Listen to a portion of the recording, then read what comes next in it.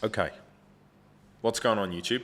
Good morning, good evening, good afternoon. Welcome back to the channel and welcome to another video. In today's video, I'm going to do a little bit of something different. I'm basically going to raw dog this video. I've got to host a webinar in 13 minutes, so I've got to try and get through this video in the next 13 minutes. But by popular demand, I wanted to record this video to go back to the beginning of my trading journey in 2017, reflect on what went well, and help you guys, the viewers, answer the question of if I was to start my trading from scratch, what would I do differently? It's been 9 years in a month's time since I learned to trade the financial markets, 9 long years. So what would I do differently if I went back and I did it all again? I got lucky at the start of my trading journey. I had some good coaches, guides, mentors around me. I paid for a foreign exchange trading course. It was $500. It had some very good risk management principles in there. It had some passive investment strategy principles in there. These people are no longer in business anymore. The founder of that company, I've done multiple courses and further education with. We follow each other on social media. He's a nice guy, but he doesn't teach trading anymore. So I got lucky. Over my 9 years of trading, through speaking to hundreds of different traders about their trading, risk management, I came to realize that I got lucky in the beginning of my journey because none of them were doing the things that I was doing. None of them were risk managing properly. None of them, you can figure this out in about 60 seconds of talking to somebody. None of them have any idea what they're doing. And they're not real traders. They're either Instagram traders or they're referral traders or they're affiliate traders. Most of the famous guys on YouTube you see make more money from the broker referrals than they do actually trading. And I never realized that because I just got lucky at the start. So if I was to go back and start my trading journey again, I would focus on 5 things, 5 key things. The first one is to be realistic. You see a lot of people, for example me, right? People talk about how fast you can quit your 9 to 5 from trading. Let's look at me. I learned to trade in 2017. I was average for the first 3 years. I got good in 2020. I got really good in 2021. I made a lot of money in the crypto bull run and I quit my full-time job. So if we're going to be realistic, 3 to 4 years it took me to quit my full-time job. That is not a quick timeline. The head trader inside of our quantum traders community, it took him 9 months to quit his full-time job, which is the fastest I have personally seen anybody do it, realistically, with decent numbers attached to it. They're his numbers, so I'm not going to share them all, but it's a lot. It was a lot of money. He did it in 9 months, and he already had a bit of capital behind him, wasn't starting from scratch. So the whole narrative about you getting lucky with a meme coin or getting a little 100x play in pump fun or trading crypto or whatever this bullshit is that they try and sell you on the internet, that's not realistic. In the 9 years that I have traded, I've had one really, really, really good return, which was, yeah, it was a lot. I think it was 5K into 950 grand or something like that. That's it. In 9 years, one of those. So the chances of you getting one of those in under 6 months and making enough money to quit your full-time job, it's not realistic. So don't listen to all this stuff you see on the internet about how easy it is. It's not easy. And it's not going to happen quickly. You should be realistic about your timeline. If I could go back and I could start again, I would have had a chat with myself and been a bit more realistic about my timelines. The second thing is to risk manage properly. I speak to people who are risking 50% of their account on a single position. I speak to people who are risking 5% of their account on a single position. If you're risking 50% of your account, you've got 2 bullets in your gun, and then you're out of ammo, you're dead.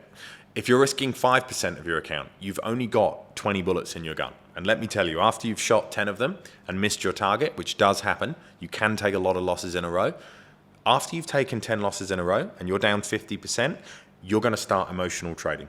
You're going to start breaking your own rules. You're going to start doing things differently. You're going to start changing your trading plan. And then the whole thing's going to fall apart. And you're going to blame it on something other than you and your inability to risk manage properly. So the second thing is to make sure that you are risk managing properly and be realistic about your timelines. It is going to take you some time. If you're starting from scratch and you got no cash and you want to do a funded account, you're going to need to risk manage like 0.5% or a 1% tops on a funded account to pass those challenges, to make sure that you don't get liquidated. And then even after you pass, you're not risking 5% of your account. You need to risk manage. You need to cap your risk, cap your downside. People have become desensitized to the fact that making like 5% a month on a 6-figure account is bad returns. That is an unbelievable return. If you are averaging 5% a month, you are in the top 0.1% of asset managers on the planet. You're outperforming most of Wall Street. You're outperforming most hedge fund managers. That is a great return. All you got to do then is get some capital behind you. But everybody wants 5% a day, 20% a week, all this nonsense. Be realistic, risk manage properly, focus on getting a good return. Number 3 is do not quit your job too early. This is a derivative of the first one. Do not quit your job when you make your first 10 grand. I've replaced my weekly income, I'm out, I'm resigning. I've replaced my monthly income, I made my first 10K, 20K, 50K. Do not quit your job early.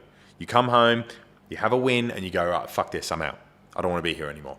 That is the worst possible thing you could do, because you're about to move away from being reliant on your 9-to-5 income, whatever that may be. Maybe you got your own business, maybe you work for someone else. You're about to stop being reliant on that, and you're about to become reliant on the individual outcome of a single trade. And if you're only taking a handful of trades a month, that's going to get stressful. You should be building a cushion. You should be keeping your 9-to-5 for as long as humanly possible, not touching your trading account, compounding it, letting it grow over time, focusing on getting that account to a stage where you've got 6 months worth of cushion, let's say.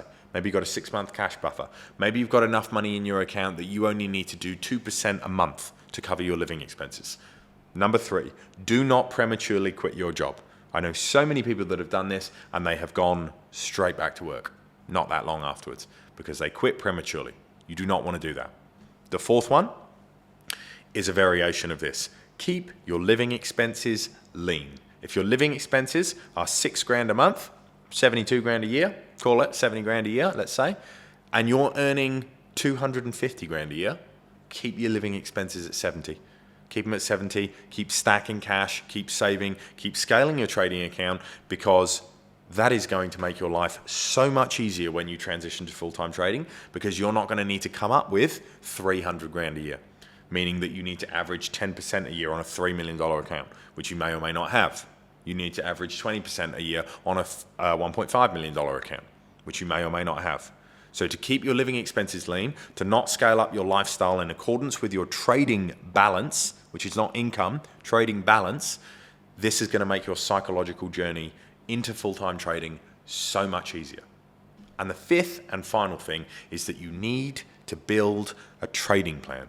I did not do this for my first 3 years, and I struggled. It was difficult, and then in 2020, I started treating my trading like a full-time business and not like a hobby, and very quickly, it started to become a full-time business. It started to become very profitable. It started to become so profitable that I needed to quit my full-time job because the opportunity cost of what I was missing daily became too much.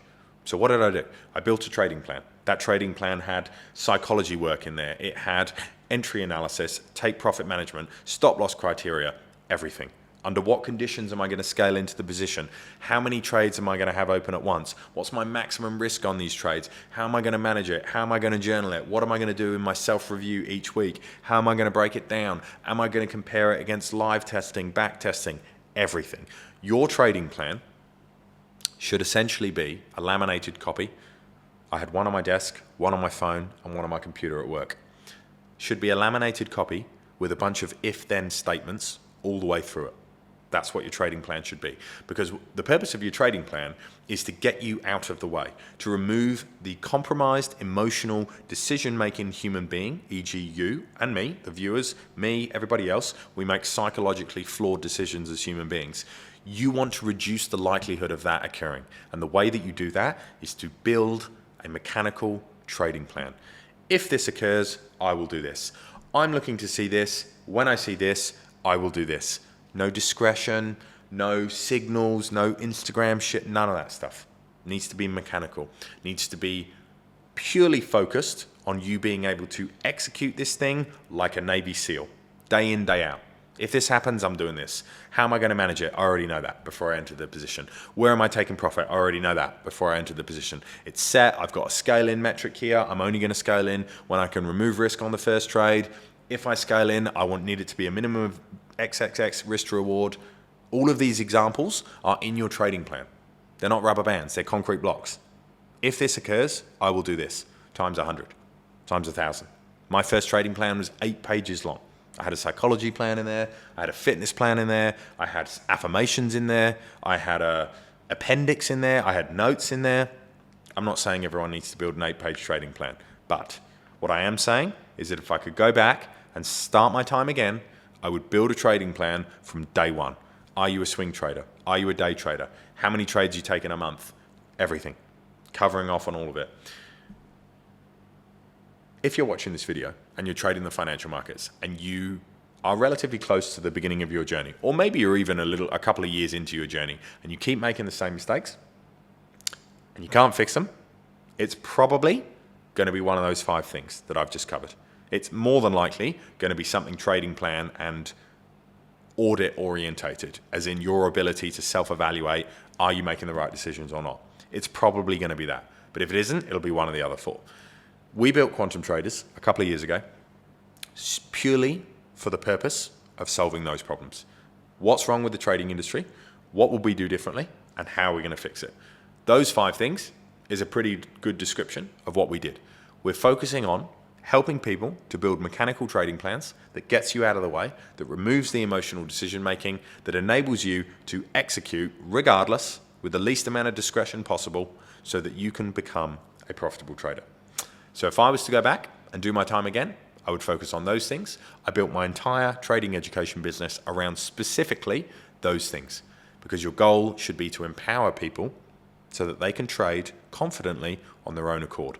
And the way that you do that is with a trading plan. Being realistic about your goals, risk managing properly, keep your living expenses lean, don't quit your job too early. It'll be easier than you think. Don't follow all these gurus who are selling you the dream. That's what you need to do. That's what works. That doesn't necessarily get you the most amount of customers in the trading education space. I don't care about that. That's what works. So, they're my 5 things. That's what I would do again. If you're watching this video and you want help building your own trading plan, there'll be links somewhere in the description. DM us, follow us on Instagram, whatever you need to do. Sit on some content, watch some of the videos. There's a few out there. That's what I would do differently if I was to go back.